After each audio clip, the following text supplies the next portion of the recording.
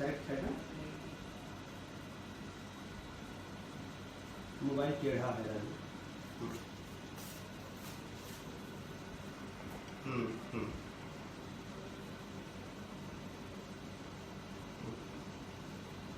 अब ठीक हुआ? हाँ, ठीक हो गया? अब ठीक हो गया?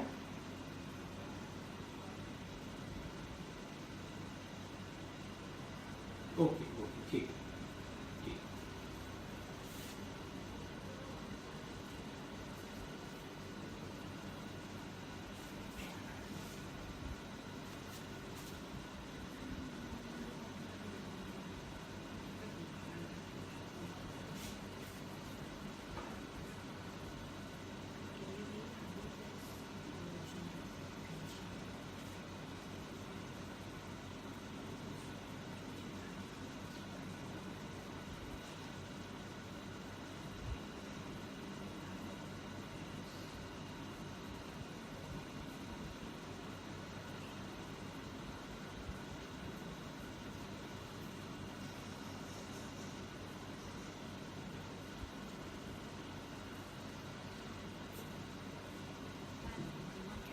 नमस्कार। तो सबसे पहले तो भारतीय इतिहास संकलन योजना का मैं कोटिशः आभार व्यक्त करना चाहता हूँ, और जिसने ये प्लेटफॉर्म मुहैया है। और भारतीय संकलन योजना इस प्लेटफॉर्म के माध्यम से देश भर में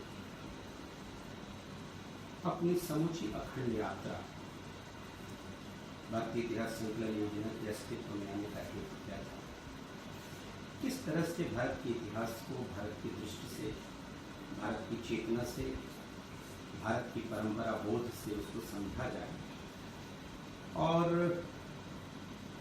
जो भी इतिहास लिखा गया उस इतिहास लेखन में कहाँ कहाँ भ्रांतियाँ हैं, उन भ्रांतियों को तथ्यों के आलोक में सम्यक विश्लेषण और वास्तविक विश्लेषण के साथ दूर करते हुए एक वास्तविक इतिहास का, यथातथ इतिहास का निरूपण किया।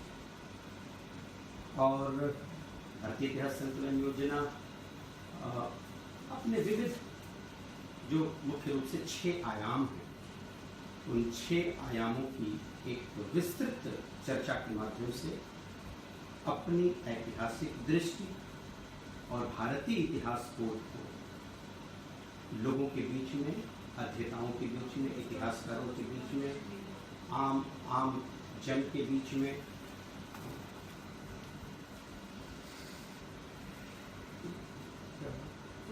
कुछ नहीं चाहिए।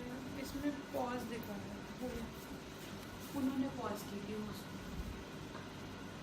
तो आज हम जिस विषय पर, जो हमारे भारतीय इतिहास संकलन योजना के जो 6 आयाम हैं, उनमें एक प्रमुख आयाम स्थानीय इतिहास लेखन का है, क्षेत्रीय इतिहास लेखन का है। स्थानीय इतिहास लेखन, क्षेत्रीय इतिहास लेखन, जनपदीय इतिहास लेखन, local history, history from below, बहुत सारे नामों से हम इस परंपरा को जानते हैं। आज हम आप सभी के सामने इस बात को रखने का प्रयास करेंगे और एक पूरी विकास की इसकी क्रोनोलॉजी, एक विकास का समग्र इतिहास, एक विकास का एक जो जिसको कहते हैं क्रमबद्ध, पूरे भारत ही नहीं बल्कि भारतेतर देशों में भी, भारत के बाहर के देशों में भी स्थानीय इतिहास लेखन कैसे प्रारंभ हुआ, उसकी ओरिजिन कहाँ से होती है, इसमें कौन कौन सी प्रमुख प्रवृत्तियाँ थी, क्या ट्रेंड्स थे, क्या परंपरा थे, और इसकी आवश्यकता ही क्यों पड़ी। अगर एक स्ट्रक्चर्ड हिस्ट्री, एक प्रोफेशनल हिस्ट्री, एक ऐसा क्राफ्ट था और एक मेन स्ट्रीम हिस्ट्री अगर लिखी जा रही थी, तो अलग से इतिहास, स्थानीय इतिहास लेखन की जरूरत क्यों पड़ी, इसकी इयत्ता क्या है, इसके स्रोत क्या हैं, वास्तव में इस इतिहास का महत्व क्या है। ये सारे ऐसे विषय हैं कि जिन विषयों पर गहन विमर्श की जरूरत है, और हम समझते हैं कि मैं ज़रूर एक कोशिश करूँगा कि इसका एक बिल्कुल ब्रीफ रेखांकन, एक संक्षिप्त रेखांकन, हालांकि मैं बार बार ये कहूँगा कि आयाम बहुत बड़ा है, इसका फलक इतना बड़ा है कि ये देखने में लग रहा है कि स्थानीय इतिहास कोई स्थानीय विषय हो सकता है, लेकिन स्थानीय इतिहास कैसे मुख्य इतिहास की धारा को कितना संपुष्ट कर रहा है और फिर भी एक अपनी अलग अस्मिता, एक अपना अलग अस्तित्व, एक अपना अलग जमीन रखते हुए, अपना एक अलग नैरेटिव रखते हुए, अपना हिस्टोरिकल प्रिंसिपल अचीव करते हुए स्थानीय इतिहास लेखन कैसे आगे बढ़ता है, यह देखना बहुत रुचिकर होगा। जहाँ तक स्थानीय इतिहास लेखन के अर्थ का प्रश्न है, हम कहते हैं कि संकुचित भौगोलिक क्षेत्र का इसमें अध्ययन होता है। संकुचित भौगोलिक क्षेत्र में वहाँ के लोगों का, वहाँ के समूहों का, वहाँ की परंपरा का, वहाँ की संस्कृति का, वहाँ के समाज विज्ञान का, वहाँ के पर्यावरण का, वहाँ किसी व्यक्तित्व का, किसी गांव का, किसी शहर का, किसी कस्बे का, किसी कबीलाई समूह का, इत्यादि अलग अलग छोटे छोटे घटकों का, छोटे छोटे कारकों का जब हम अध्ययन करते हैं तो कहते हैं कि ये स्थानीय इतिहास लेखन है और स्थानीय इतिहास लेखन की परंपरा में हम इन विषयों का अध्ययन कर रहे हैं। हालांकि यह शब्द बड़ा ही रिलेशनल है, ये कंपैरेटिव है, क्योंकि हम देखें देश की तुलना में प्रदेश स्थानीय, प्रदेश की तुलना में जनपद स्थानीय, जनपद की तुलना में शहर स्थानीय, शहर की तुलना में कस्बे और गांव स्थानीय। तो इट्स ऑल रिलेशनल। हम जब इसकी कोई एक तुलना करते हैं तो तुलना में यह बृहत्तर है और यह उसकी तुलना में यह स्थानीय है। इस इतिहास लेखन का जो मुख्य आधार था, मुख्य कारण था कि हम छोटी छोटी आइडेंटिटीज को, छोटी छोटी अस्मिताओं, छोटे छोटे अस्मिताओं को कैसे हम इतिहास का मुख्य विषय बना करके अध्ययन करें और यह देखें कि ये छोटी छोटी अस्मिताएं बृहत्तर इतिहास लेखन को किस तरह से संपोषित कर रही हैं, किस तरह से उसको स्ट्रेंथन कर रही हैं, किस तरह से मजबूत कर रही हैं। यह स्थानीय इतिहास लेखन का मुख्य कार्य था और यही मुख्य कारण भी था जिसके कारण स्थानीय इतिहास लेखन की आवश्यकता महसूस हुई और उस आवश्यकता पर दुनिया भर में सोचा समझा जाने लगा और इतिहासकारों ने काम शुरू किया। सच में यह देखें कि यह अध्ययन कि हम ये आम जनता का इतिहास लिखा जा रहा है, इसमें आम जनता का इतिहास, आम जनता के इतिहास बोध के साथ समझना और उसका लेखन करना, यह वास्तव में बहुत प्रीति कर रहा है। इस नाते इस लेखन में तमाम सारी प्रवृत्तियां आई और ये लेखन धीरे धीरे बहुत मैच्योर स्टेज को प्राप्त होता है। भारत जैसा विशाल देश केवल भौगोलिक विशालता ही नहीं है, यहाँ पर अन्य तरीके की डाइवर्सिटी भी बहुत है और इस डाइवर्स कंट्री में जब तक हम यहाँ की भाषा का, यहाँ के खान पान का, यहाँ के रहन सहन का, यहाँ के आमोद प्रमोद का, यहाँ की जीवन शैली का अलग अलग अध्ययन नहीं करते हैं, तब तक हम नहीं समझ पाते हैं कि मुख्य इतिहास पूरा होता है और मुख्य इतिहास के पूरा होने के लिए इन विषयों का अलग अलग अध्ययन स्वतः में स्थानीय इतिहास लेखन की प्रवृत्ति को पैदा करता है, वो उत्पन्न करता है। हम एक बात कह सकते हैं कि यह जो भारत की प्लुरलिटी है, ये जो इसका वैविध्य है, ये उसका ornament, plurality is an ornament of India. बाकी तो इंडिया एक आत्मा है, बाकी तो भारत एक आत्मा, एक आत्मा। इसलिए मैं कह रहा हूँ कि हम कहते हैं कि आत्मानं सर्वभूतेषु, हम सभी जीवों में एक ही आत्मा का दर्शन करते हैं। इसलिए यह जो एकात्मता का भाव है, एकात्म भाव है, वह भारत की चेतना है और जो वैविध्य है वह उसका आभूषण है। इस तरह से भारत परिपूर्ण होता है और इस संपूर्ण भारत के अध्ययन के लिए हमको स्थानीय घटकों के अध्ययन की बहुत आवश्यकता है। उसकी अपनी मेथोडोलॉजी, उसकी अपनी चेतना, उसकी अपनी जमीन, और उसको देखते हुए फिर इस प्रवृत्ति को हम दुनिया में भी देखने की कोशिश करेंगे कि इसका विकास दुनिया में कैसे होगा। ये जो मेन कैरेक्टर ऑफ हिस्ट्री थी, कन्वेंशनल हिस्ट्री थी, तो कन्वेंशनल हिस्ट्री लिखने वाले जो इतिहासकार हैं, उनका जो कंसर्न है, जो कन्वेंशनल कंसर्न जिसको कहेंगे, वो अपने इतिहास लेखन के माध्यम से करते क्या हैं, तो पास्ट पॉलिटिक्स को परस्यू करते हैं। और पास्ट पॉलिटिक्स को आप अगर परस्यू करते हैं तो बिना स्थानीय अध्ययन और बिना स्थानीयता को समझे हुए, बिना लोकल डेमोग्राफी को समझे हुए, बिना इन्वायरमेंट को समझे हुए, बिना कम्युनिटी लिंकेजेस को समझे हुए, बिना उसकी स्थानीय इकोनॉमिक लाइफ को समझे हुए, बिना उसके सोशल फैब्रिक को समझे हुए, बिना उसके पॉलिटिकल ट्रेडिशंस को समझे हुए, इंस्टीट्यूशन को समझे हुए, आखिर यह इतिहास लेखन कैसे संभव हो सकता है। इसलिए जो प्रोफेशनल कंसर्न है वह भी प्रोफेशनल कंसर्न स्थानीय इतिहास को समझे बिना पूरा नहीं होता, और स्थानीय इतिहास को समझने के लिए इन घटकों को समझना बहुत आवश्यक है। इसलिए local history writing has its own significance, ये अपना महत्व रखती है और इस महत्व पर ही इसकी आधारशिला खड़ी है। इसी महत्व पर लोकल हिस्ट्री राइटिंग आज हम कहते हैं बहुत प्राउड होकर के, बट केवल प्राउड नहीं, हम ये कह सकते हैं कि अब वो एकेडमिक वर्ल्ड में, एकेडमिक राइटिंग में, एकेडमिक हिस्ट्री जिसको कहते हैं, उसमें वो पूरी तरह से अपनी अस्मिता के साथ खड़ी है। इसको समझें हम, और हम ये देखते हैं कि आखिर बहुत सारे नामों से स्थानीय इतिहास लेखन और उसकी प्रवृत्ति, उसकी परंपरा डिफरेंट नॉमेनक्लेचर के साथ आइडेंटिफाई हो रही है। कभी हम इसको मैक्रो हिस्ट्री कहते हैं, कभी हम हिस्ट्री फ्रॉम बिलो कहते हैं, कभी अर्बन हिस्ट्री कहते हैं, कभी कम्युनिटी हिस्ट्री कहते हैं, कभी रूरल हिस्ट्री कहते हैं, कभी रीजनल हिस्ट्री कहते हैं, कभी सबाल्टर्न कहते हैं, कभी पीपल सेंट्रिक कहते हैं, कभी पीपलिंग द हिस्ट्री कहते हैं। तो it has so many names, so many, और ये जो विभिन्न नाम, वो विभिन्न नाम इस स्थानीय इतिहास लेखन के उस विशाल क्षितिज को चरितार्थ करते हैं, सामने रखते हैं। इस सच में यह जो लेखन है वो कितना वैविध्य से भरा हुआ है, कितने इसमें विविधता है, और इस विविधता का सांगोपांग अध्ययन करके इसको मेन क्राफ्ट ऑफ हिस्ट्री से जोड़ना या उसमें ले आना, यह अपने आप एक महत्वपूर्ण काम था, जिसको स्थानीय इतिहास लेखकों ने बड़े परिश्रम के साथ और बड़े संघर्ष के साथ पूरा किया। अभी आप इसकी जब पूरी विकास यात्रा कोशिश करेंगे आपके सामने रखने की, जब आप देखेंगे तो लगेगा कि वास्तव में कितना इन इतिहासकारों ने संघर्ष किया है स्थानीय इतिहास लेखन की अपनी अस्मिता को स्थापित करने के लिए, उसको स्टैब्लिश करने के लिए। ट्रेडिशनल हिस्टोरियन लगातार कहता रहा कि भाई ये तो गैर व्यावसायिक इतिहास लेखन है, स्थानीय इतिहास का बहुत सारे ऐसा इतिहास है, ये तो एमेटर हिस्टोरियंस हैं, ये गैर पेशेवर हैं, ये इमेच्योर हैं, ये इतिहास लेखन की मुख्य प्रवृत्ति को नहीं समझते हैं। और एक वेस्ट में बड़ा फेमस प्रॉवर्ब लंबे समय तक चला, little old lady in A tennis shoes. इस इतिहास को इस रूप में देखा जाता था।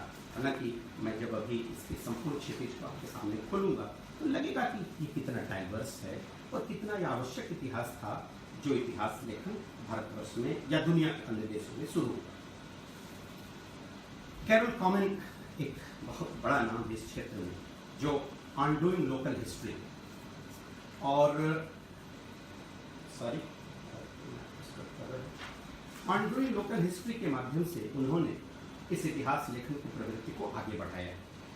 और इनका जो ग्रंथ है undoing local history, undoing local history में फॉरवर्ड नोट लिखा है टेरी बर्नहार्ड। और टेरी बर्नहार्ड ने लिखते हुए इस बात को कहते हैं कि भाई लोकल हिस्टोरियन में एक बड़ी दिक्कत थी कि वो हमेशा अपोलोजेटिक रहा, और ये अपोलोजेटिक रहा कि हम जो काम कर रहे हैं वो काम पता नहीं कितना मान्य होगा, कितना सर्वमान्य होगा, कितना स्थापित होगा।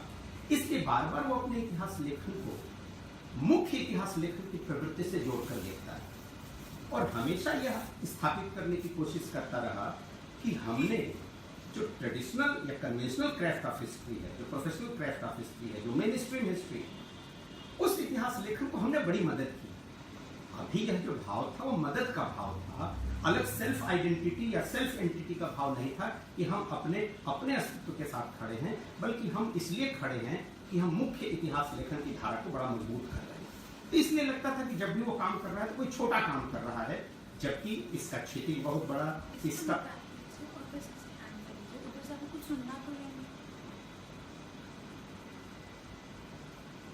और जब हम पूरे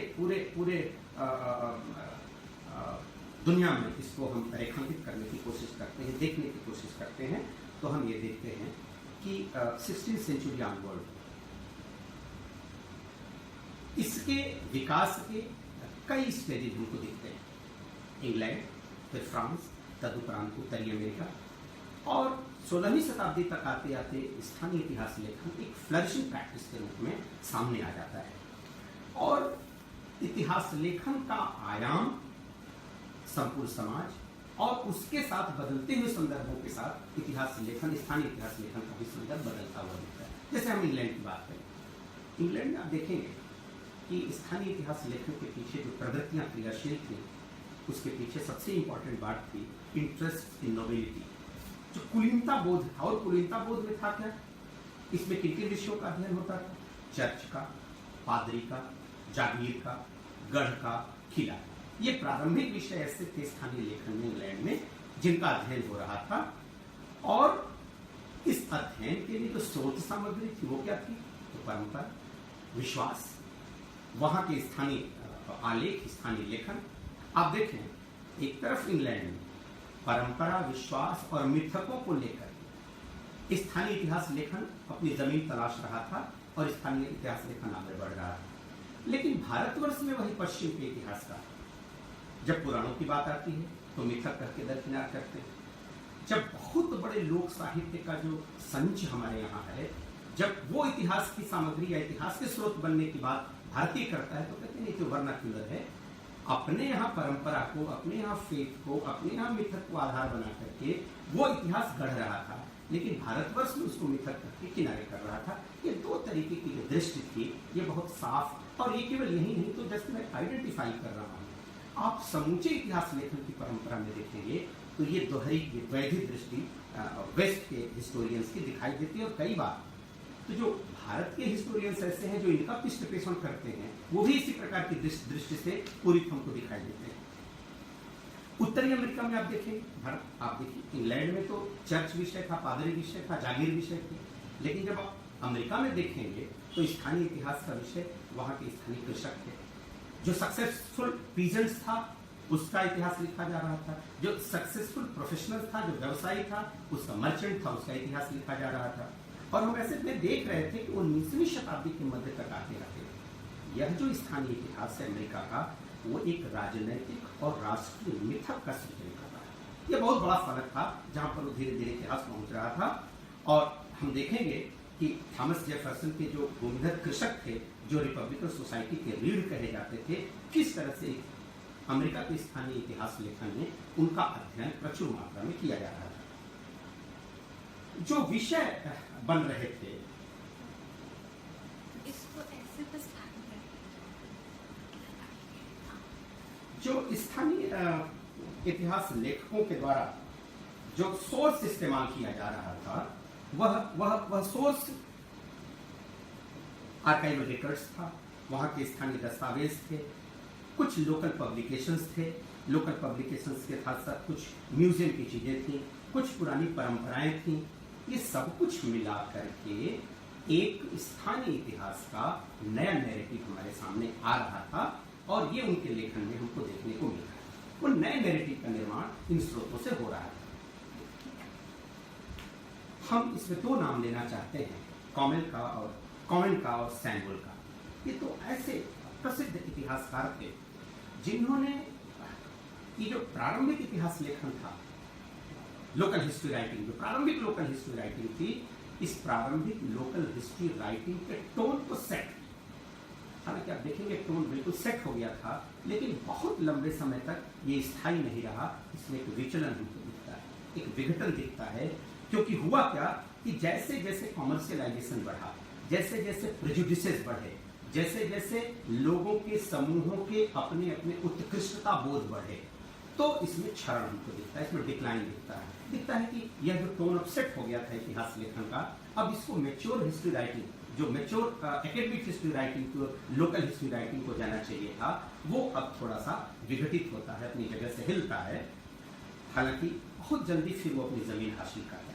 वो इसलिए जल्दी जमीन हासिल करता है 19वीं सेंचुरी के अंत और 20वीं सेंचुरी के प्रारंभ तक पहुँचते, क्योंकि ये ऐसा कालखंड है जहाँ पर विश्व युद्ध की मुनादी थी, और विश्व युद्ध जब खत्म होता है तो विश्व युद्ध के समापन के बाद हम देखते हैं सारे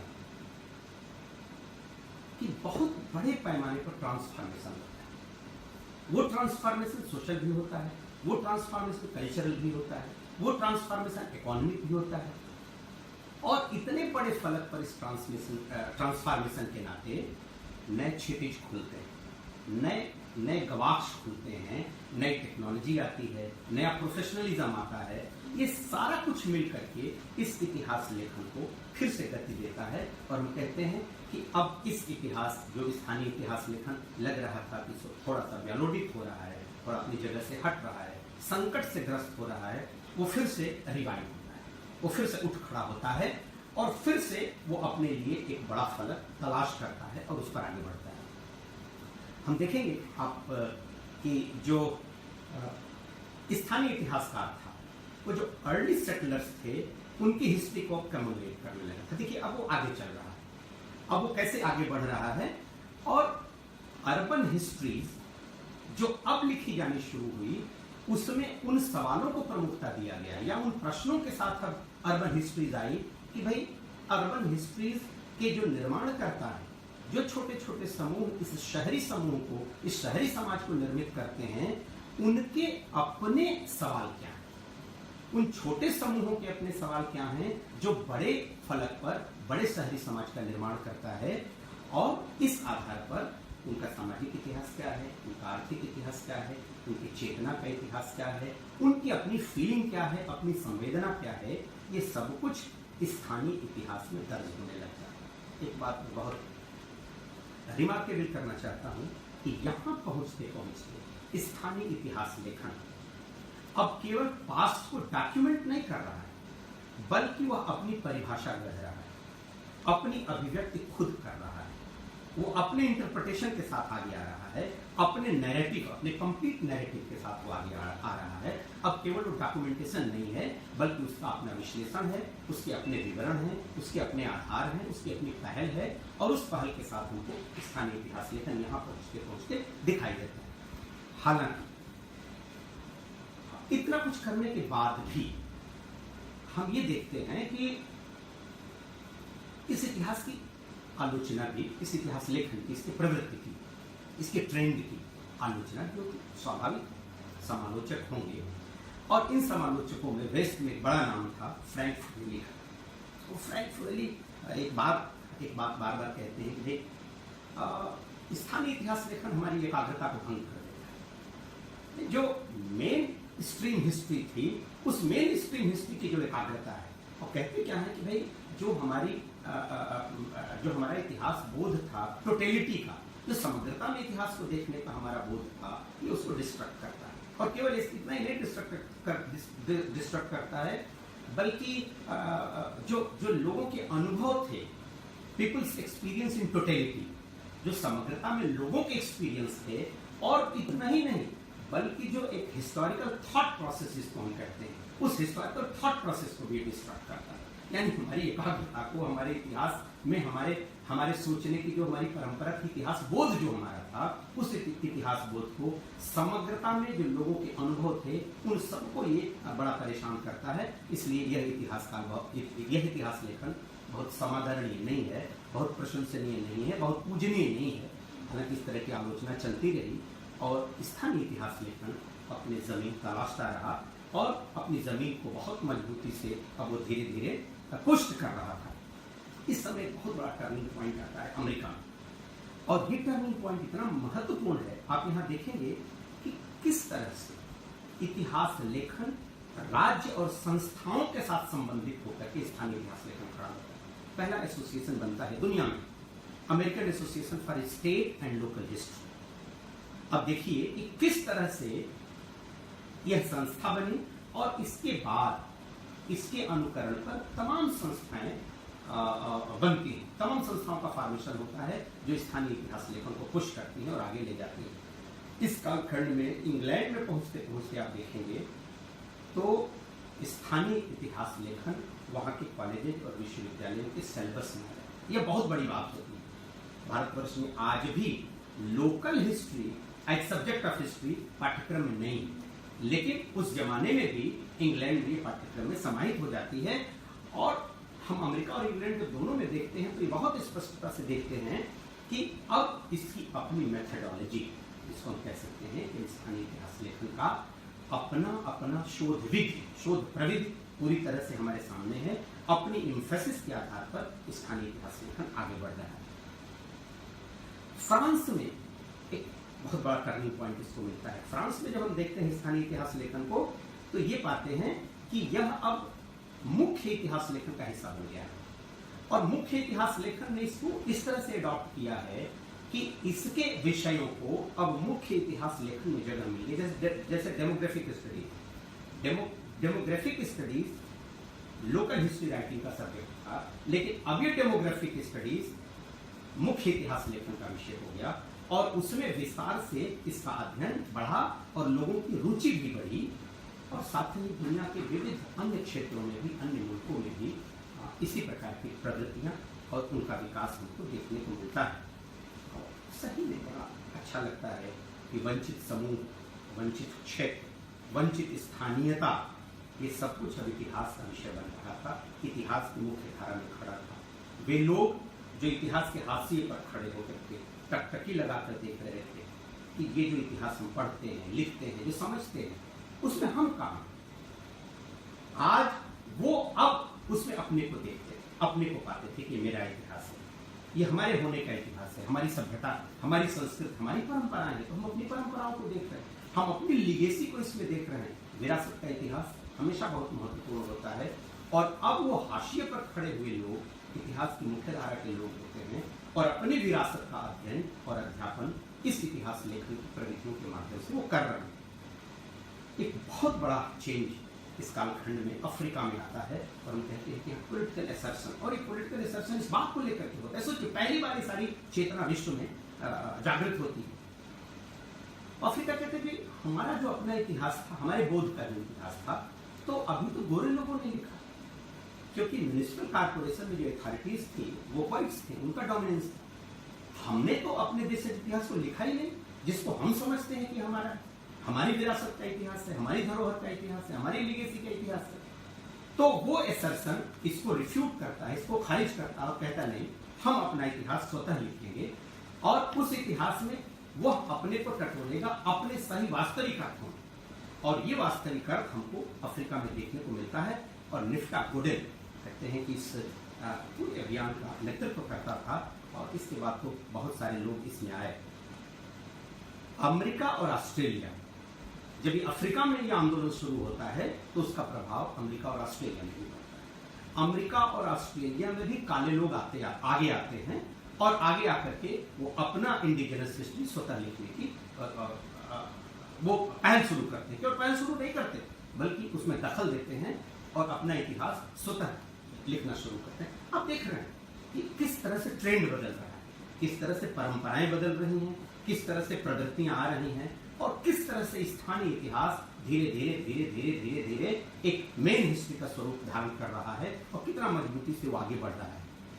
थोड़े ही दिनों में हम देखेंगे कि इसका संघर्ष अब उस मुकाम पर पहुंचता है कि मुख्य इतिहास लेखन का जो उसका अनुशासन, फिर से मैं रिपीट करता हूं, जो मेन हिस्ट्री राइटिंग की डिसिप्लिन थी, उस डिसिप्लिन को तोड़ता है और तोड़ करके अपनी डिसिप्लिन कायम। और अपनी डिसिप्लिन जब कायम करता है तो उसकी अपनी जमीन, अपनी अर्थवत्ता, अपना स्कोप, अपनी वैल्यू, अपना सोर्स, अपनी मेथडोलॉजी, सब कुछ लोकल हिस्ट्री की अपनी होती है।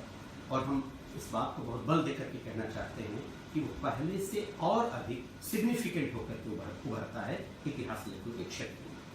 तो ये जो एक पूरी बड़ी ब्रीफ यात्रा संक्षेप में हमने आपके सामने रखी, उसका कुछ हम टेक्सुअल एविडेंस आपके सामने देना चाहते हैं कि टेक्सुअल एविडेंस क्या रहा, कैसे वो काल क्रमागत तरीके से अलग अलग कालखंडों में अलग अलग, हम बिल्कुल यहाँ पर उन ग्रंथों में खास बात क्या थी, अगर यहाँ पर हम थोड़ा भी उसका संदर्भ देंगे तो बहुत समय लंबा होगा, क्योंकि अभी हमारी यात्रा बहुत लंबी।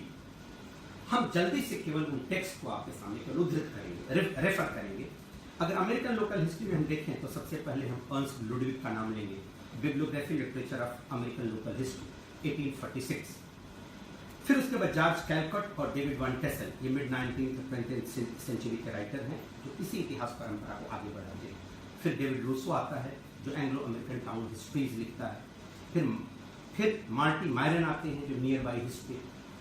फिर Carol Kammen on doing local history बहुत मार्वलस है। इसके अलावा the pursuit of local history उनका जो दूसरा ग्रंथ है, इन्होंने इस बहुत ही बेहतरीन लिखा है। ये फीमेल राइटर रही हैं। थॉमस बेंडर आते हैं उसके बाद, फिर टेरी बर्नहार्ड जो on holes and parts local history and American experiences, ये ग्रंथ इनका बड़ा फेमस रहता है। पीटर नोविक, बड़ा अद्भुत ग्रंथ है दैट नोबल ड्रीम्स।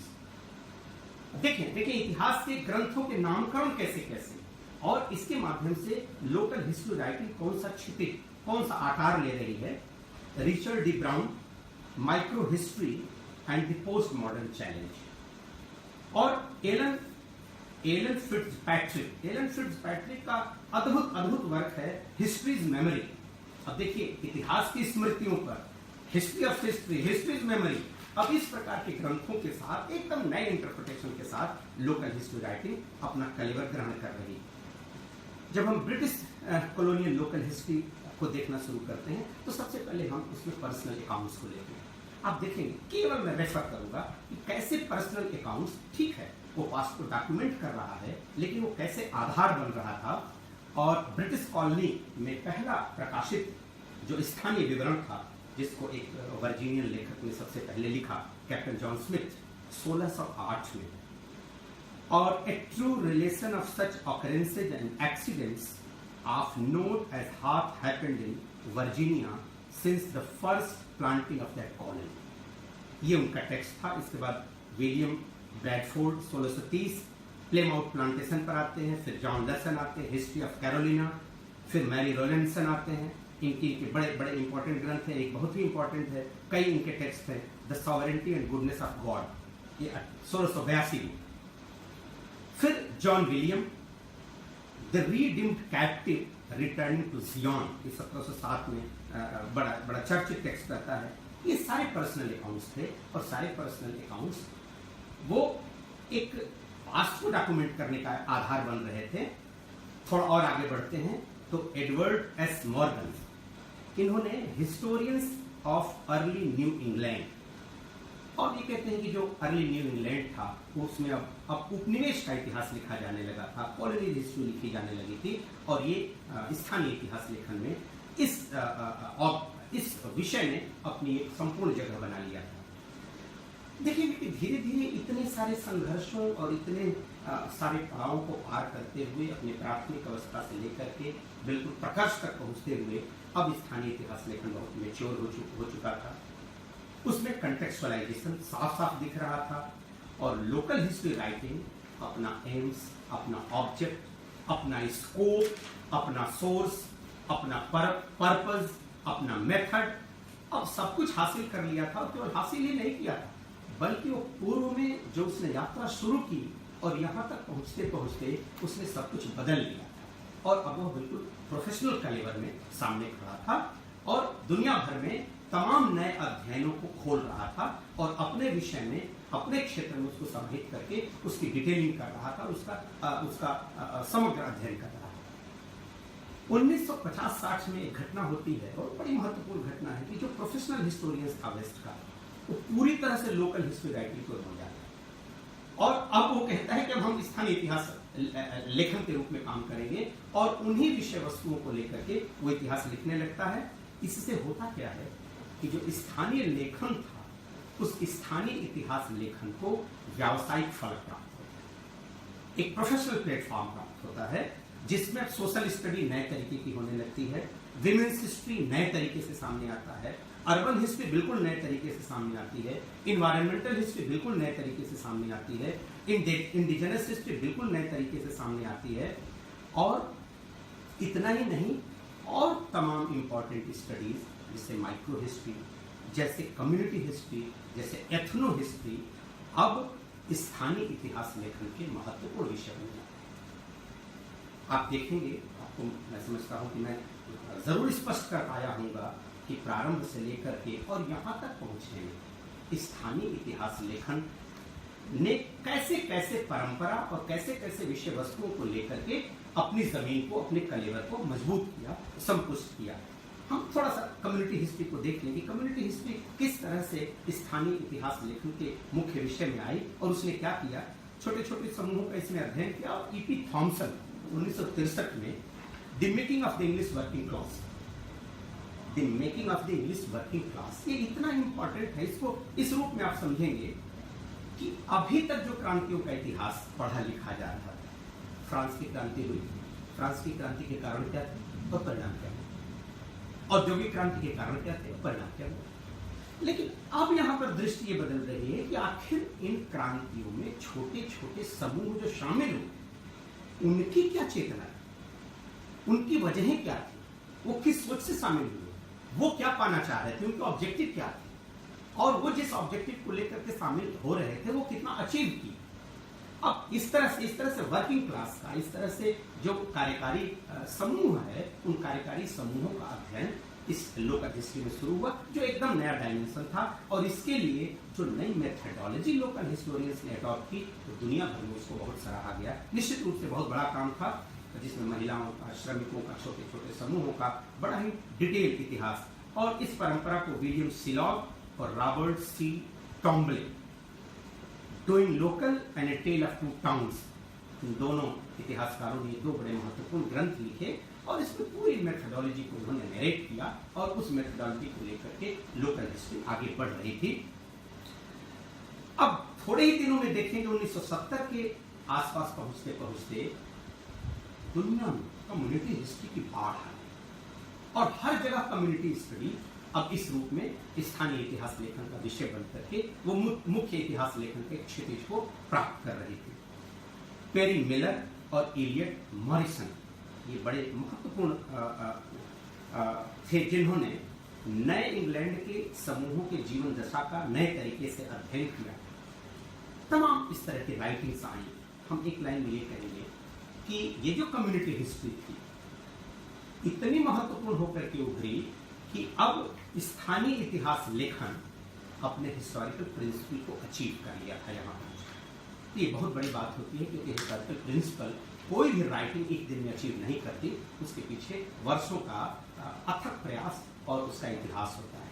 तो अब ये मैच्योर हिस्ट्री के रूप में हमारे सामने खड़ी थी। इसी तरह से अगर माइक्रो हिस्ट्री को आप लें तो इसकी शुरुआत इटली और फ्रांस में होती है, और कहते हैं कि माइक्रो हिस्टोरिया सबसे पहले इटली में शब्द प्रयोग किया गया, और वो इटालियन हिस्टोरियंस था कार्लो ग्लिंसबर्ग, जिसने शब्द को कॉइन किया, द चीज एंड द वॉर्म्स, और इसके माध्यम से फिर ये शब्द पूरी दुनिया में फैला।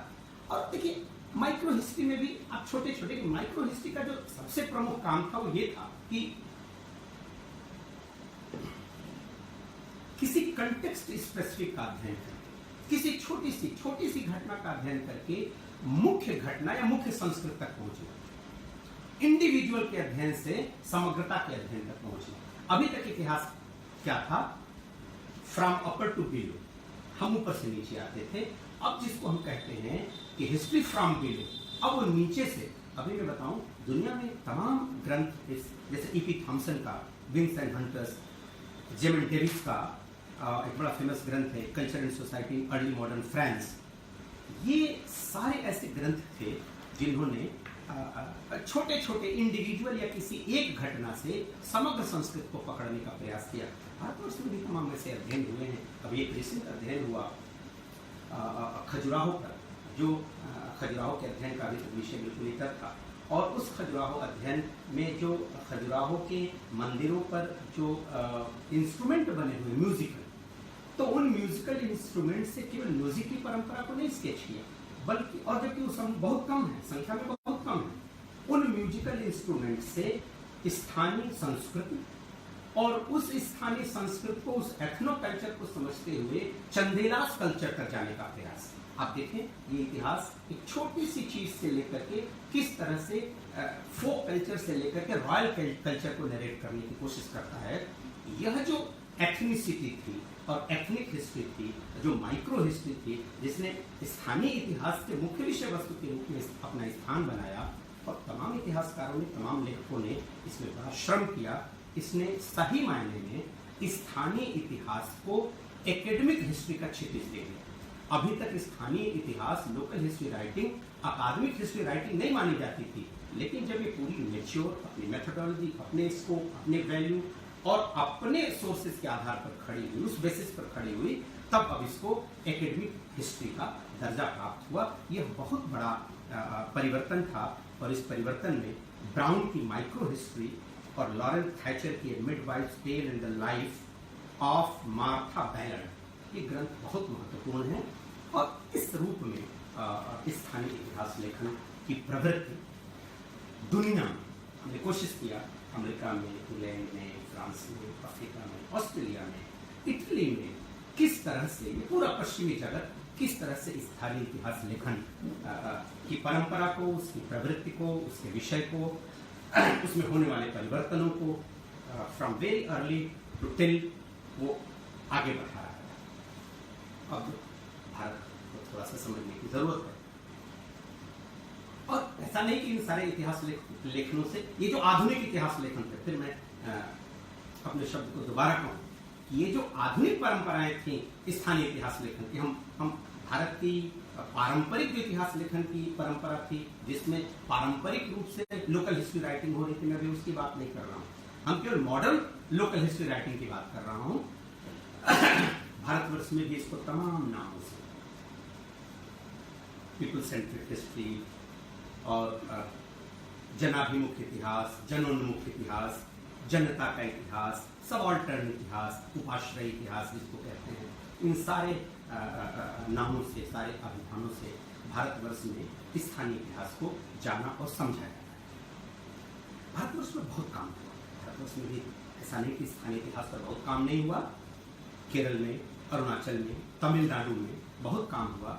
इन जगहों पर जो काम हुए उसके सामान्य रूप से जेनियोलॉजी, जेनेटिक हिस्ट्री, वंश का इतिहास, फिर इसीलिए मैंने आधुनिक इतिहास लेखन और उसकी प्रवृत्तियों की बात किया।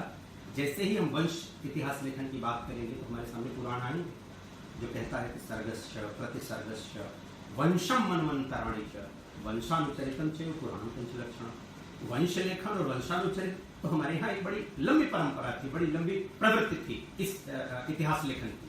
लेकिन हम आधुनिक इतिहास लेखन की बात कर रहे हैं कि वो परंपरा और प्रवृत्तियां किस तरह से आगे बढ़ रही थी। नॉर्थ ईस्ट में भी स्थानीय इतिहास लेखन पर काम हुआ, लेकिन नॉर्थ ईस्ट के साथ एक दिक्कत थी जिसको बार बार मैं संदर्भित कर रहा हूं कि थोड़े समय पहले तक नॉर्थ ईस्ट का जो इतिहास लिखा जाता था स्थानीय, वो असम का इतिहास होकर रह जाता था। लेकिन लगातार जो इतिहास लेखन की प्रवृत्ति और परंपरा का विकास हुआ उसमें अब ऐसा नहीं रहा। अब उसमें नॉर्थ ईस्ट के अलग अलग क्षेत्रों के अलग अलग छोटे छोटे जनजातीय समूहों के, उनकी परंपराओं का, उनकी संस्कृति का, उनकी लीगेसी का, उनकी जेनेटिक हिस्ट्री का इतिहास लिखा जा रहा है, जो केवल असम के इतिहास के रूप में नहीं बल्कि उनके अपने देशज इतिहास के रूप में हमारे सामने है। तो ये एक बड़ा परिवर्तन हुआ। हालांकि हम लोग जब ICHR में थे तो उस समय एक comprehensive history of north east का प्रोजेक्ट शुरू हुआ, और ये सोच करके कि जितनी स्थानीय अस्मिताएं हैं उन स्थानीय अस्मिताओं का एक समग्र अध्ययन करके एक पूरे नॉर्थ ईस्ट का कॉम्प्रिहेंसिव इतिहास भारत और दुनिया के सामने ले आया जाए कि यह कितना सुरुचिपूर्ण है, कितना रिच है, कितना मजबूत है, कितना समृद्ध है, कितना सम्रांत है। भारतवर्ष में आप देखेंगे कि जो जिसको हम नॉर्मली सामान्य रूप से सबऑल्टर्न हिस्टोरियंस कहते हैं, और इनके द्वारा बहुत सारे ग्रंथों का प्रणयन हुआ, जिसमें मजदूरों का इतिहास, कृषकों का इतिहास, कबीलाई समूहों का इतिहास, महिलाओं का इतिहास, सब कुछ सबऑल्टर्न दृष्टि से लिखे गए। और इसके अगुआ रणजीत गुहा, और फिर रणजीत गुहा की परंपरा को आगे बढ़ाया सूर्य सरकार ने, सब्यसाची भट्टाचार्य ने, शाहिद अमीन ने, संयुक्ता दासगुप्ता ने, सब्यसाची भट्टाचार्य ने, सुप्रकाश राय ने, ये सारे ऐसे नाम हैं जो इस उपाश्रय इतिहास लेखन और इनकी जो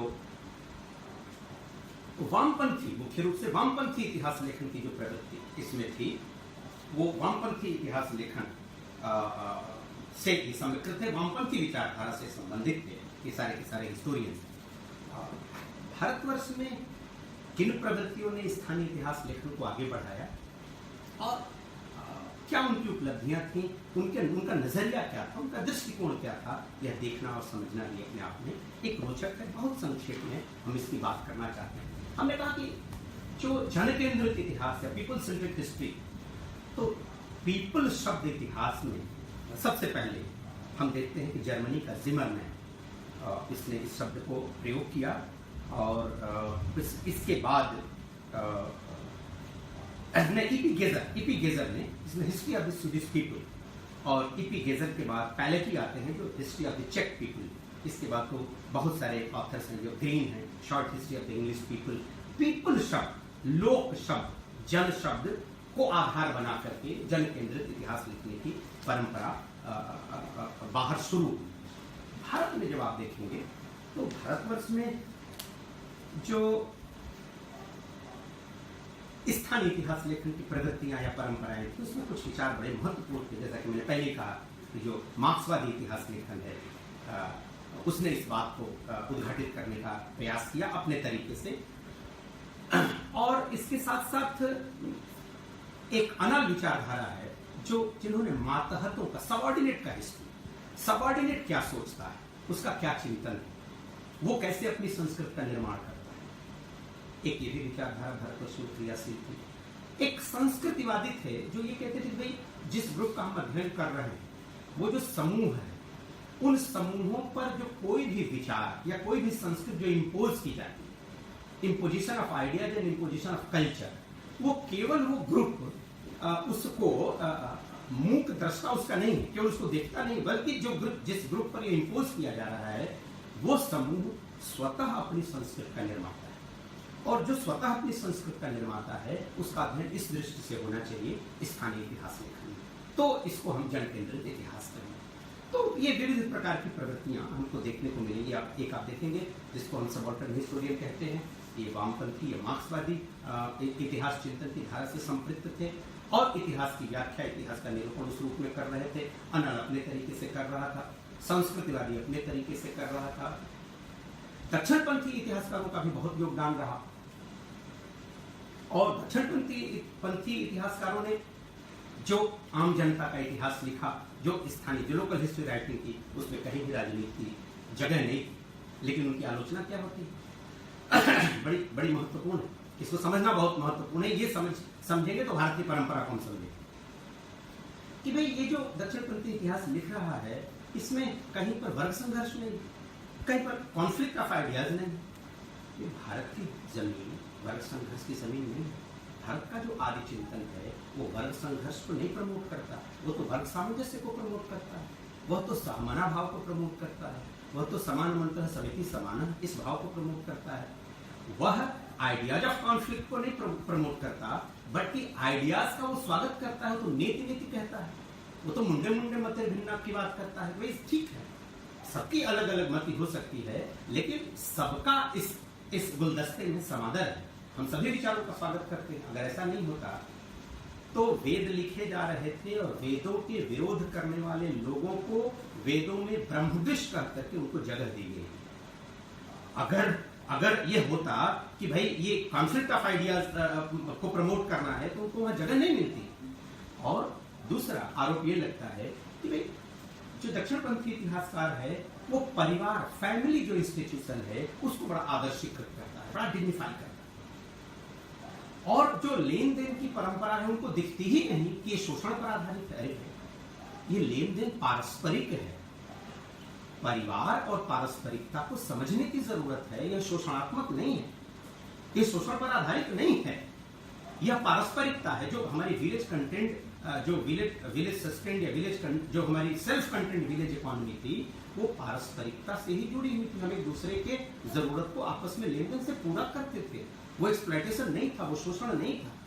50 मिनट का जाकर के लंदन के हाउस ऑफ लॉर्ड्स में भाषण करता है तो कहता है कि भारत सही मायने में आज तक राजसत्ताएं बदली, यहाँ गुलाम हुआ भारत, लेकिन टूटा नहीं। वो इसलिए नहीं टूटा कि उसकी संस्कृति नहीं टूटी।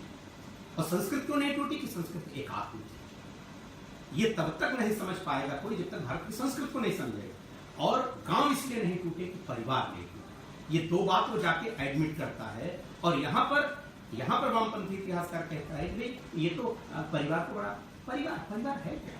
परिवार स्त्री पुरुष नहीं बनाता भारतवर्ष में, परिवार संबंध बनाता है। वहाँ मामा, चाची, चाचा, फूफा, ताई, काका, काकी, मामी, वो स्त्री और पुरुष वहां पर तिरोहित हो जाता है और रिश्ता सामने होता है।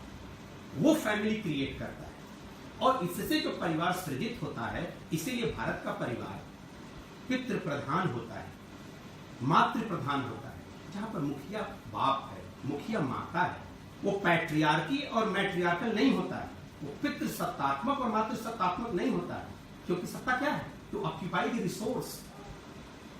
तो क्या परिवार संसाधन है? परिवार का मुखिया क्या उसके संसाधनों पर कब्जा स्थापित कर रहा है कि वो पितृ सत्तात्मक हो? यानी पिता ने पारिवारिक सत्ता पर कब्जा स्थापित कर लिया, उसने पितृ सत्ता हो। माता ने कब्जा कर लिया, फीमेल ने कब्जा कर लिया, तो मातृ सत्तात्मक हो गया? नहीं, प्रधान है हमारे। इसलिए हमारे यहाँ परिवार का, फैमिली का कॉन्सेप्ट बिल्कुल अलग है, इसको समझने की। और कहते हैं कि इन्होंने नैतिकता और धर्म को बड़ी जगह दी। तो धर्म तो हमारे जीवन का आधार है, भारतीय संस्कृति का आधार है, वो श्रेष्ठ गुण है, वो वर्च्यू है, वो मेरिट है। तो हम और हमारे यहाँ जो इतिहास का हेतु है वो उसमें धर्मार्थ काम मोक्षाणाम, उपदेश समन्वितम, उपदेश शामिल है। और उपदेश किस बात का? नैतिकता का, धर्म का, आचरण का। जब तक ये उपदेशात्मक नहीं हो, हम नहीं मानते कि इतिहास अपनी अर्थवत्ता को प्राप्त किया। इसलिए उसको समझने की। और नैतिकता का मानदंड तो ऋग्वेद ऋत से स्थापित करता है और कहता है जब सृष्टि में कुछ नहीं था तो ऋत था। और ऋत क्या था? एक ऐसा प्रकृति में नैतिक व्यवस्था जो इसका संचालन करती थी। तो नैतिकता तो यहाँ गूंथा है, यहाँ पिरोया गया है। और जब तक इस नैतिकता को, इस मॉरलिटी को, इस धर्म के आधार को नहीं समझेंगे, भारत की इतिहास चेतना को, चाहे वो मेन स्ट्रीम हिस्ट्री का हो, चाहे वो लोकल हिस्ट्री राइटिंग हो, इसको समझा नहीं जा सकता। इसी न समझने के कारण जो ये तमाम राइटर्स थे, इन्होंने ये जन को नहीं समझ पाए। वामपंथी कहता है कि जन क्या है? तो शोषण से जन बनता है। कुछ विचारधारा ये कहती है कि भाई ये तो राजनीतिक शासन से जनता का निर्माण होता है। जो जन केंद्र, जो बार बार जन केंद्रित इतिहास है, उसमें जनता ही क्वेश्चन हो रही है कि जनता क्या है। इस तरह से अलग अलग संस्कृतिवादी कहता है कि जो कल्चरल कंट्राडिक्शंस हैं, उस कल्चरल कंट्राडिक्शंस के नाते जनता का निर्माण होता है। यानी जनता कभी सर्वहारा है, कभी वो जनता बोर्जुआ है, कभी वो शहरी जनता है, और कई बार तो शहरी जनता को जन में शामिल ही नहीं किया जाता है अध्ययन में, कहते हैं केवल ग्रामीण जनता इसका विषय है। कभी वो इंडस्ट्री का जन है। तो कुल मिलाकर के जन क्या है? जब इसको भारत की भू सांस्कृतिक जियो कल्चरल फेनोमेना भारत का क्या है, जियो कल्चरल ट्रेडिशन को भारत का नहीं समझा जाएगा, ये जन नहीं समझ में आएगा।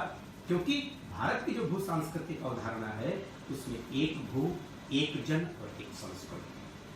तो एक भू, एक जन, एक संस्कृति जैसे ही समझ में आ जाएगा, ये जो जनता के समझने और न समझने का द्वंद्व है वो अपने आप खत्म हो जाएगा और सही मायने में जन केंद्रित इतिहास भारत और दुनिया के सामने आएगा। इस प्रकार की तमाम दिक्कतें थीं, लेकिन इन दिक्कतों के बावजूद भी लोकल हिस्ट्री राइटिंग बहुत भारतवर्ष में भी उसने एक समग्रता हासिल की, एक प्रौढ़ता हासिल की। और इसका हालांकि हम ये कहेंगे कि ज्योग्राफिकल लिमिटेशन के बावजूद भी इसका दायरा बहुत बड़ा, जिसमें व्यक्ति और स्थानीय समूहों का सामाजिक, आर्थिक, सांस्कृतिक, बौद्धिक अध्ययन, child questions, gender, women voice, local crime, folklore, इतना मल्टी डायमेंशनल, इतना डाइवर्स विषयों के साथ ये भारतवर्ष में भी इस इतिहास लेखन का विकास हुआ। और एक सबसे महत्वपूर्ण बात कि आप देखेंगे धीरे धीरे दुनिया और भारत में कि जो नेशनल डोमिनेंस था इतिहास का, जो नैरेटिव ये जो निर्मित हो रहा था, जिसको डोमिनेंट ऑफ नेशनल नैरेटिव कहते हैं, उसको लोकल हिस्ट्री राइटिंग ने तोड़ा और अपना अलग नैरेटिव खड़ा किया। और इस रूप में जब हम देखते हैं तो हम ये कहते हैं कि ये सोशियो पॉलिटिकल रिसर्जेंस था, ये री इमर्जेंस था। और इस रिसर्जेंस ने जो सबसे बड़ी बात की वो ये किया कि इतिहास का डेमोक्रेटाइजेशन किया, इतिहास का लोकतांत्रिकरण किया। और ये बहुत बहुत महत्वपूर्ण बात थी। और आप देखेंगे कि अब स्थानीय इतिहास लेखन अस्तित्व पर है, उसका अपना वजूद है, उसकी अपनी आइडेंटिटी है। और हम कहते हैं कि it has its multi layered meanings. और इस प्रकार अब स्थानीय इतिहास लेखन अपनी प्रौढ़ावस्था को प्राप्त करके सामने खड़ा था। इसके सोर्सेज, हालांकि चूंकि कंटेक्स्ट स्पेसिफिक हम अध्ययन करते हैं तो सोर्सेज बदल सकते हैं, लेकिन फिर भी printed books, journals, report, newspapers, manuscripts, oral tradition, folklore, gazetteers, वहाँ की जो लोकल आर्कियोलॉजी है, लोकल लिटरेचर है, ये सारे उसके सोर्स हो सकते हैं। सबसे जो इम्पोर्टेंट बात है वो ये है कि जो लुइस मॉम्फोर्ट कहते हैं, 1927 में उनका एक आर्टिकल छपा, the value of local history, ये बहुत महत्वपूर्ण बात कहते हैं कि भाई ये स्थानीय इतिहास लेकर ठीक वैसे ही है जैसे हमारे शरीर का कोई मीठा गोश्त और वो हड्डियों से चिपका रहता है, वो बिल्कुल उसको आप अलग नहीं कर सकते, क्योंकि वो अपने होने का, अपने वजूद का, इतिहास में खुद के होने का एहसास कराता है। इसलिए इतिहास लेखन, स्थानीय इतिहास लेखन बहुत ही सिग्निफिकेंट है, बहुत ही महत्वपूर्ण है।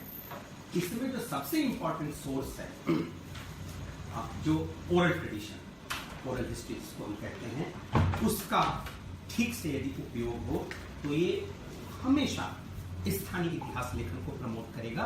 हालांकि बार बार ये कहा जाता है कि मौखिक प्रवृत्ति या मौखिक होने का एक लिमिटेशन है, क्योंकि लंबे समय तक हूबहू वो, चूंकि वो जनता का एक्सपीरियंस है और जनता का जो एक्सपीरियंस है वो लिपिबद्ध नहीं होता, तो लिपिबद्ध नहीं होने की वजह से वो लंबे समय तक कैसे कायम रह सकता है। हम भारत की परंपरा में देखें तो लंबे समय तक गाथा, नाराशंसी और श्रुति परंपरा में किस तरह से बड़े बड़े वेद और वैदिक संहिताएं कैसे कायम रही, ये भारत ने इसका बहुत विचार किया है और इसको सिद्ध किया है। इसलिए यह बहुत दिक्कत का विषय नहीं है। एक और सवाल उठाया जाता है कि आखिर फैक्ट्स को कैसे कोरोबोरेट यहाँ किया जाएगा, डेटा का वेरिफिकेशन कैसे होगा, एथेंटिसिटी कैसे इस्टेब्लिश होगी, उसमें ट्रांसपेरेंसी कैसे रखी जाएगी, लोकल हिस्ट्रीज में अकाउंटेबिलिटी कैसे फिक्स होगी, किस तरह से मल्टी डिसिप्लिनरी अप्रोच आएगा। फिर एक बात कर रहा हूँ कि यह सारा का सारा आ चुका है और भारत की जो इतिहास बोध, जो भारत का इतिहास बोध था, जो भारत का परंपरा बोध था, जो भारत का इतिहास चैतन्य था, जो इतिहास चेतना थी और उसके जो विकास थे, केवल एक लाइन में मैं कहूँ तो गाथा, नाराशंसी से लेकर के आप देखिए सूत, भार्गव की परंपरा, अंगिरस की परंपरा, इतिवृत्त लेखन, आख्यान लेखन, वंश लेखन, वंशानुचरित लेखन, इतिहास लेखन, पुराण लेखन, ये सारे डेवलपमेंट हैं और इतने तरीकों में भारत का इतिहास बोध, इतिहास लेखन और इतिहास परंपरा विकसित हुई। और ये जितनी बातें कही जा रही हैं कि आखिर अकाउंटेबिलिटी कैसे इंश्योर होगी, ट्रांसपेरेंसी कैसे इंश्योर होगी, मल्टी सब्जेक्ट इसमें अप्रोच कैसे आएगा, इंटरडिसिप्लिनरी अप्रोच कैसे आएगा, अगर केवल और केवल एक उदाहरण में देना चाहूँ तो Rajatarangini is the best example for all this. इन सभी का जितने ये प्रश्न हैं उनका केवल एक उदाहरण भारतवर्ष में राजतरंगिणी को मैं देकर के प्रूफ करना चाहता हूँ कि सारी भारत की परंपरा में किस तरह से स्थानीय इतिहास लेखन में ये समाहित थी और समादृत थी, दोनों बातें थी। जो लोग कहते हैं कि भाई राजतरंगिणी को तो थ्यूसिडाइड्स, पोलिबियस और हेरोडोटस के इतिहास लेखन की बिल्कुल समस्तरी, हम बार बार कहते हैं कि उनके इतिहास लेखन के समस्तरी रखने की क्या बात है। राजतरंगिणी में जो इतिहास की समझ है वो दुनिया में किसी भी इतिहास की समझ से ज्यादा मैच्योर है। इसको किसी के समस्तरी या समकक्ष या सन्निकर्ष में रखने की आवश्यकता नहीं। इंडिपेंडेंट अगर राजतरंगिणी को समझा जाए तो दुनिया का जो स्थानीय इतिहास लेखन था या इतिहास के समग्रता का जो बोध था वो इसके सामने बहुत लघु, बहुत छोटा दिखाई देगा। आप देखिए 12वीं शताब्दी का यह ग्रंथ विषय की विविधता से भरा है। भारत अपने आप में वैविध्य का देश है, कश्मीर इसका एक छोटा सा हिस्सा है और इस कश्मीर का अध्ययन इस लेखन में, हालांकि कश्मीर में इतिहास लेखन की बड़ी सशक्त परंपरा थी। अगर राजनीतिक इतिहास की बात करें, प्रशासनिक इतिहास की बात करें तो ललितादित्य से लेकर के चंद्रापीढ़ी तक सारा इतिहास, राजनीतिक इतिहास राजतरंगिणी का विषय वस्तु है और उसका बहुत ठीक से विश्लेषण उसमें हुआ। आर्थिक पक्ष की हम बात करें तो कीमतों की बात इसमें है, कराधान की बात इसमें है, मुद्रा की बात इसमें है, विनिमय की बात इसमें है, मुद्रा नीति की बात इसमें है, खाद्य की बात इसमें है, दुर्भिक्ष की। कौन अर्थव्यवस्था की किस पक्ष की आप बात करेंगे जो राजतरंगिणी में नहीं? सामाजिक परिदृश्य में समाज में सभी प्रकार की, जितने भी प्रकार की चेतना होती है जो समाज को निर्मित करती है, समाज को संचालित करती है, तो सभी प्रकार की चेतनाओं का विश्लेषण हमको राजतरंगिणी में दिखाई देता है। बहुत सारे ऐसे प्रश्न जो तत्कालीन दुनिया में बहुत कम जगह उठाए गए, वो राजतंत्र में उठाए गए। उत्पीड़न के खिलाफ आवाज, मानवाधिकार की चर्चा जिसकी पूरी सूची है, फोर्स लेबर की भर्त्सना करता है, लूटपाट की निंदा करता है, बेगारी की निंदा करता है, दास प्रथा की निंदा करता है। और कल्हर कहता है भाई ये कैसा दासत्व है जिसमें उनके व्यावसायिक अधिकार भी आप छीन लेते हैं। आप कल्पना करें कि इस कालखंड में इस प्रकार के अधिकारों की वकालत करने वाला इतिहासकार पैदा होता है। इसलिए कल्हर के जो ऐतिहासिक ग्रंथ है वो ऐतिहासिक ज्ञान की उच्चतम सीमा है। यार्सिक मजूमदार का स्टेटमेंट बिल्कुल ठीक है। एबी कीथ और तमाम ऐसे लोगों ने भी इस ग्रंथ की बड़ी तारीफ किया। सोर्सेस की बात करें तो विपुल सोर्स, वो लिटरेरी एविडेंस की बात करता है, आर्कियोलॉजिकल एविडेंस की बात करता है, वो नीलमत पुराण की बात करता है, अपने से पूर्व तमाम ग्रंथों की बात करता है, क्षेमेंद्र के नृपावली की बात करता है जिसको उसने अपने अध्ययन का विषय बनाया, खेलराज के पार्थिवाली की बात करता है और ये कहता है कि भाई ये जो साहित्यिक कृतियां हैं, इन साहित्यिक कृतियों को और ज्यादा ऑथेंटिकेट करने के लिए हमने पुरातात्विक स्रोतों को भी अपना विषय बनाया है, उसको कोरबरेट कर रहा है, उसको वेरीफाई कर रहा है। जो लिटरेचर में है उसको किस तरह से शिलालेख से वेरीफाई कर रहा है, स्मारकों से वेरीफाई कर रहा है, मुद्रा से वेरीफाई कर रहा है, अध्यादेशों से वेरीफाई कर रहा है। आप देखिए ये प्रश्न उठाए गए कि किस तरह से इनका डेटा वेरिफिकेशन कैसे होगा, तो वो लिटरेरी डेटा को, लिटरेरी एविडेंस को किस तरह से आर्कियोलॉजिकल एविडेंस के आधार पर कहता है कि ये ज्यादा ऑथेंटिक है, इसलिए हम साहित्यिक स्रोतों का वेरिफिकेशन इससे कर रहे हैं। और इस वेरिफिकेशन के आधार पर वो इतिहास कारणता का सिद्धांत, जहां कार्य कारण संबंध नहीं होगा वहां इतिहास ही नहीं होगा। पूरे इस ग्रंथ में कारणता के सिद्धांत का अनुपालन हुआ। जहां तिथि नहीं होगी उसको हम इतिहास नहीं मानेंगे, तो सारे सम्मतों का, शक सम्मत से लेकर के बहुत सारे सम्मतों का उल्लेख करता है। वह एक लोक सम्मत का उल्लेख करता है जो चौथे खंड में वो लौकिक वर्ष को उल्लिखित करता है और एक तिथि देता है 3889। 3889 का मतलब है 813 और 814 ईस्वी, एकदम एग्जैक्ट वो डेट है। और उस एग्जैक्ट डेट से अगर आप बाद के कालक्रम का अध्ययन करेंगे तो सारा काल क्रमागत अध्ययन बिल्कुल सटीक और सही तिथियों पर आ जाएगा। हम फिर इस बात को कहें कि कल्हड़ ने उन सारे तत्वों को समाहित किया इतिहास में जो इतिहास के विषय होंगे। नामूलम लिखे थे किंचित, बिना हम आधार के कुछ भी नहीं लिखेंगे, इसका अनुपालन करता है। ऑब्जेक्टिविटी ऑफ हिस्ट्री को इंस्टीट्यूट करता है तो कहता क्या है कि श्लाघ्य स एव गुणवान राग द्वेष बहिष्कृत भूतार्थ कथने यस्य यस्य यस्य सरस्वती। कहता है खबरदार इतिहासकार को सबसे जरूरी है कि वो राग द्वेष से अपने को मुक्त करे, प्रेजुडिसेस न हो। और जब नॉन प्रेजुडिस होकर के आप इतिहास लिखेंगे तब आप सही और वास्तविक इतिहास लिखेंगे। इतना बड़ा आइडियल वो इतिहास लेखन के लिए सामने रखता है। इसीलिए इस ग्रंथ को कहा जाता है कि यह ग्रंथ पारंपरिक है और पारंपरिक होने के साथ सर्वथा नवीन भी। इसमें वो सारी पारंपरिकताओं का निर्वाह करता है और नवीनताओं की भी बात करता है, तो धर्म को भी आधार बनाता है। और आप कल्पना करिए जब किसी भी प्रकार का राजा के ऊपर, राजा निरंकुश हो जाए तो कोई व्यवस्था नहीं थी, लेकिन उस संवैधानिक व्यवस्था को प्रतिपादित करने के लिए कल्हड़ दैवी प्रतिकार के सिद्धांत की स्थापना करता है।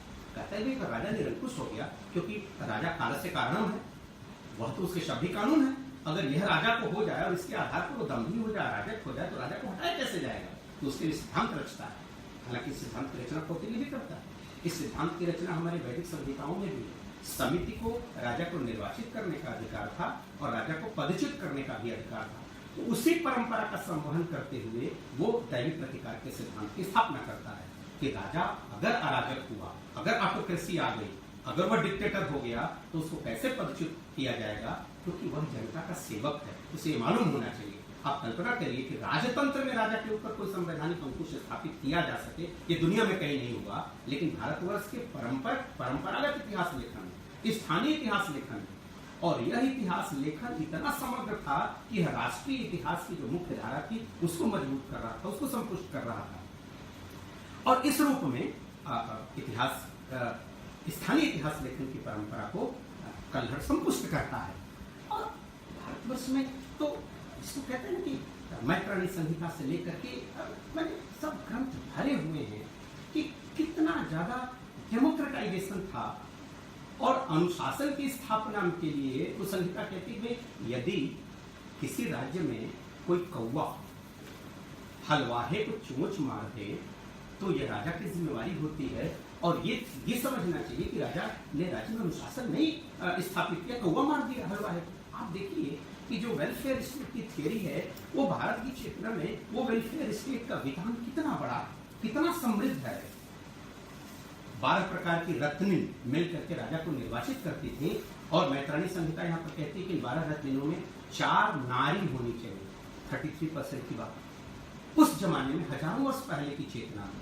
सिर्फ और सिर्फ मैं ये कहना चाहता हूं कि ये जो भारतवर्ष का पारंपरिक इतिहास लेखन था और जो भारतवर्ष का अपना इतिहास बोध है और भारतवर्ष में जो इतिहास लेखन की परंपरा और प्रवृत्ति विकसित हुई, उस परंपरा और प्रवृत्ति से चाहे मेन स्ट्रीम ऑफ हिस्ट्री हो चाहे लोकल हिस्ट्री राइटिंग, दोनों किस तरह से परिपुष्ट होते हैं और दोनों अपने संपूर्ण कलेवर में आते हैं। और इसलिए जो अखिल भारतीय इतिहास संकलन योजना का दाय है और जो दायित्व उसने अपने ऊपर लिया, जो उसका संकल्प है कि भारतीय चेतना को, भारतीय दृष्टि को, भारतीय इतिहास लेखन की परंपरा को हम भारत की जमीन पर खड़ा करते हुए, भारत की जमीन पर खड़ा रखते हुए और दुनिया को बताएंगे कि भारतवर्ष में अगर इतिहास को देखना हो, भारत के इतिहास को समझना हो तो भारत की ये दृष्टि है और इस दृष्टि से ही हमको भारतीय इतिहास को समझना चाहिए। और भारतीय इतिहास को अगर हम इस दृष्टि से समझेंगे तो हम दुनिया के इतिहास को ठीक समझेंगे, क्योंकि हमारी जो संस्कृति है, हमारी जो चेतना है वो विश्व परिवार की चेतना है। सर्वे भवन्तु सुखिनः की चेतना है। सा प्रथमा संस्कृति विश्ववारा। हमारे तो आर्ष मनुष्यों ने कहा कि भाई पहली संस्कृति जो निर्मित हुई दुनिया के लिए हुई, विश्व के लिए हुई। यह किसी देश, किसी रेस, किसी काल, किसी जाति, किसी विशेष, किसी भौगोलिक सीमा क्षेत्र के लिए नहीं हुई। तो जहां पर यह वैश्विक चिंतन था, जहां पर यूनिवर्सल चिंतन था, उस यूनिवर्सल चिंतन में भारत इतिहास को लेकर क्या सोचता था और अगर वह भारत की इतिहास दृष्टि वैश्विक इतिहास दृष्टि होगी तो हम फिर से इस बात को कहते हैं कि वही सम्यक दृष्टि होगी। और वह सम्यक दृष्टि चाहे मेन स्ट्रीम हिस्ट्री राइटिंग की हो चाहे लोकल हिस्ट्री राइटिंग की। और मैंने ये कुछ बातें आपके साथ साझा करने की कोशिश की, बहुत तो ज़्यादा नहीं क्योंकि समय 1 घंटे से ऊपर हो गया, इसलिए मैं जल्दी से इसको विराम देना चाहता था। मैंने ज़रूर कोशिश किया कि एक इसका ओवरव्यू, एक सिंहावलोकन, एक संक्षिप्त रेखांकन आपके सामने रख सकें। और उम्मीद है कि दुनिया में स्थानीय इतिहास लेखन की परंपरा और प्रवृत्ति कैसे बदली, कैसे निर्मित हुआ ये इतिहास लेखन, कैसे अपने जमीन को प्राप्त हुआ और भारतवर्ष में क्या था, यह समझते हुए अखिल भारतीय संकलन योजना की दृष्टि और उसकी कार्य योजना, उसका आयाम, इसको भी समझने में आप सबको आसानी और सुविधा हुई होगी। बहुत बहुत धन्यवाद एक बार पुनः आप सभी का। नमस्कार।